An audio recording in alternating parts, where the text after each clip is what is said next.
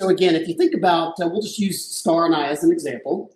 So we've got Hans here and we've got Star here. And so on our wedding day, there were two people. And when we said I do, something supernatural happened. And God performed a miracle and he made us one flesh spiritually. Two became one.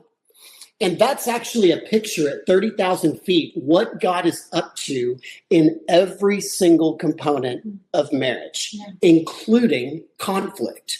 And so again, the goal is for us to move closer together, more and more. And that doesn't happen naturally. It's really difficult.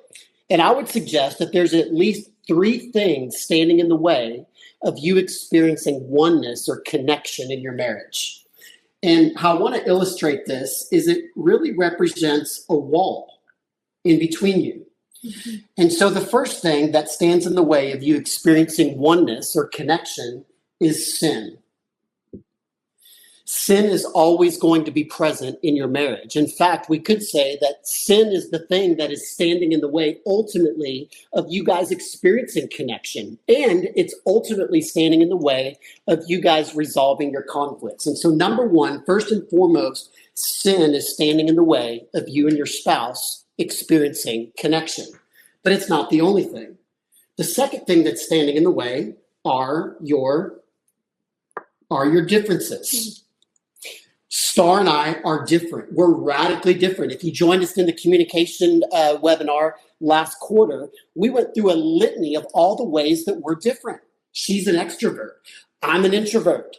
She likes people and I like people on some days, but not on all days. She likes to spend time with a lot of people. I like to spend time alone. And that created a lot of opportunities for conflict that we had to navigate.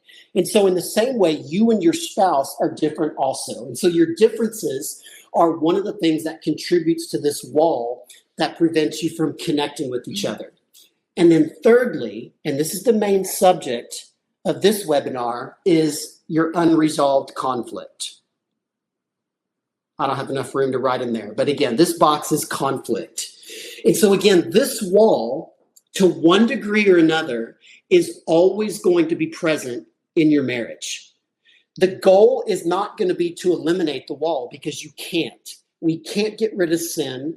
We can't get rid of our differences. And candidly, we're not even going to be able to perfectly resolve every single one of our conflicts. But although we can't get rid of the wall, we do have to do our best to minimize the wall as much as possible. And we're going to talk a lot in this unresolved conflict portion here to teach you what that looks like. And since the wall is always going to be there, it's always going to be a hindrance to your connection. What this says is that it would be unwise to try to only pursue each other horizontally because of the wall. The wall is going to hinder that connection. And so the best way to overcome this wall, in fact, I would say the first way to overcome this wall is not to go horizontal, but to go vertical. And to allow God, to allow the gospel to transform your conflicts, to help you accept each other in light of your differences, and to help you, by God's grace, his ongoing, everyday, sometimes uncomfortable grace, to help you overcome your sin. So again, in order for us to experience connection and oneness the way that God designed, it can't only happen with practical strategies and tools. We need those. We're going to talk about some of those things. But foundationally, the first way for us to experience connection and oneness, and as it relates specifically to resolving conflict, is we have to go vertical.